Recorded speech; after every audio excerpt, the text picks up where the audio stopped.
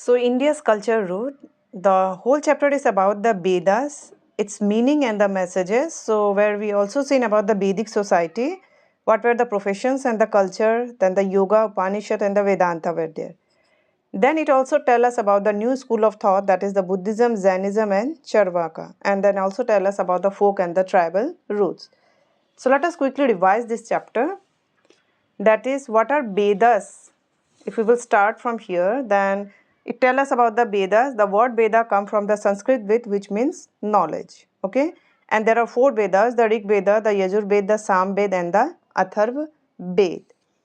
So now the Rig Veda is the most ancient Veda among the four. It was composed from the 5th to the 2nd millennium BC.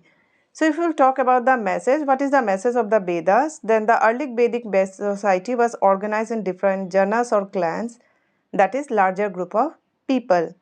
However, Rig Veda also tell us about the 30 such janas, the Bharat, the Purus, the Kurus, the Yadus and the Turvasas. Okay, and the Vedas give a clue about Raja, Sabha and Samiti, which refer to a collective gathering or assembly.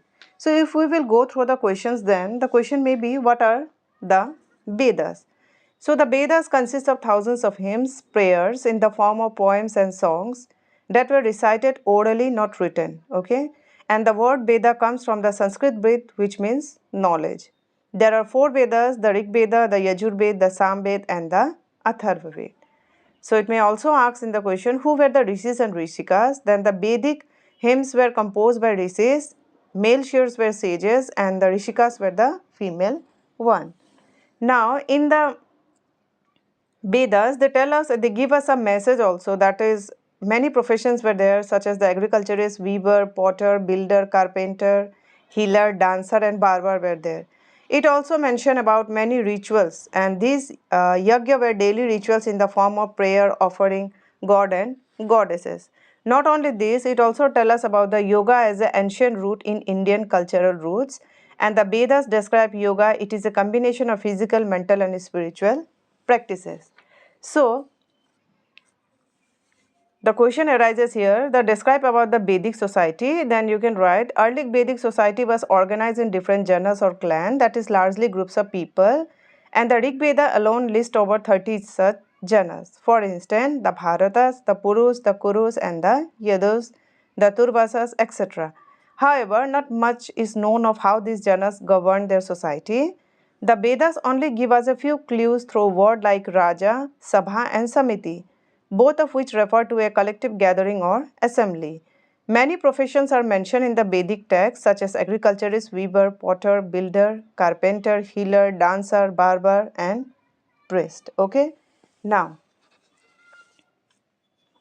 again here in the Vedas, just now I told you, it also just tell us about the Upanishads. Okay, so what are the Upanishads? Upanishads are the subcategory of Vedas.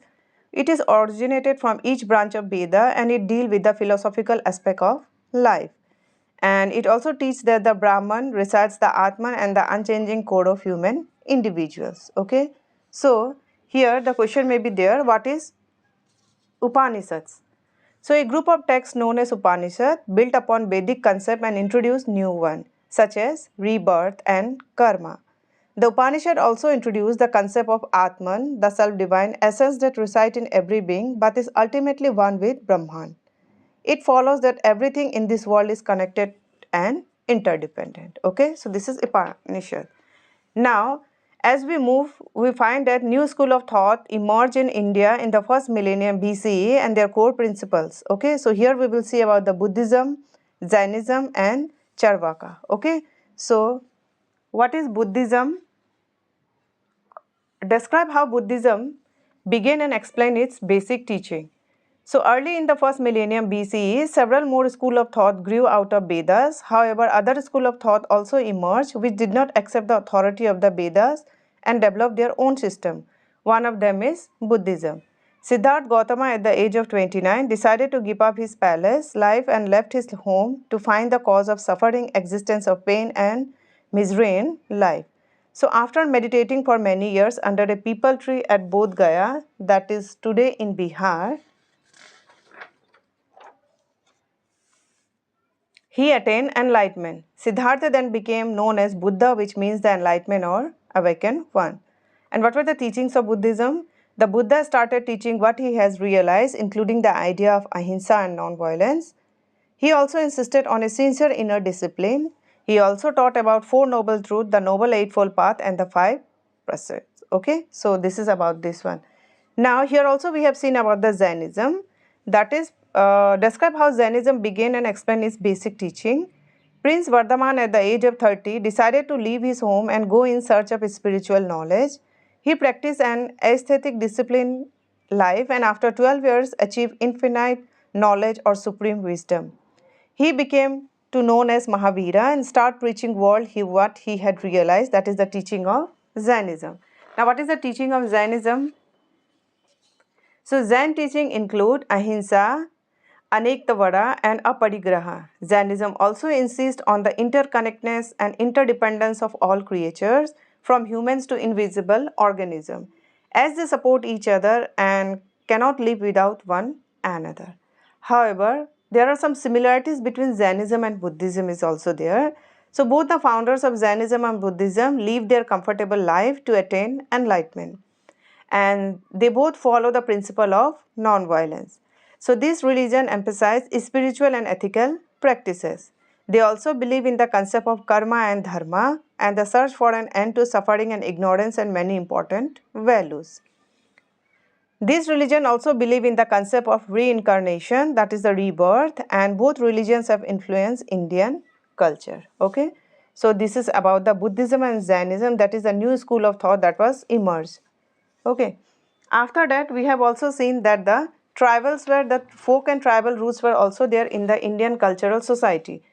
So India has also rich in oral tradition. Folk tradition is transmitted by common people and tribal tradition transmitted by the tribe. Some tribes adopted Hindu deities long ago and possess their own version of Mahabharata and Ramayana. Folk, tribal and Hindu belief systems have similar concept. Now let us see here. What is a tribe? There are many definitions for their social entity. Today, anthropologists usually consider a tribe to be a group of families or clan sharing a tradition of common descent, a culture and a language, living as a close-knit community under a chief and holding no private property. Now, tribal belief systems are limited to belief in spirits and minor deities. Comment. So, tribal belief systems are not limited to belief in spirits and minor deities. Many tribal groups have a concept of higher divinity or supreme being. For example, several tribes of Arunachal Pradesh worship Doni Polo, a combined form of sun and the moon, who later rose to the higher status of a supreme god. This is also the case of god Khandoba in parts of central India, and in eastern India, the Munda and the Santhal tribes, among other, worship Singova, a supreme deity who created this whole world. Okay, so this is about the India's culture root, where we have seen about the folk and the tribal roots, then the new school of thought that is emerged in India, that is Buddhism and Jainism. Then we also go through the message of Vedas, what is Veda and its message. So this was about the India's culture root that we have just now revised. And if you find this video helpful, then don't forget to share, like and subscribe.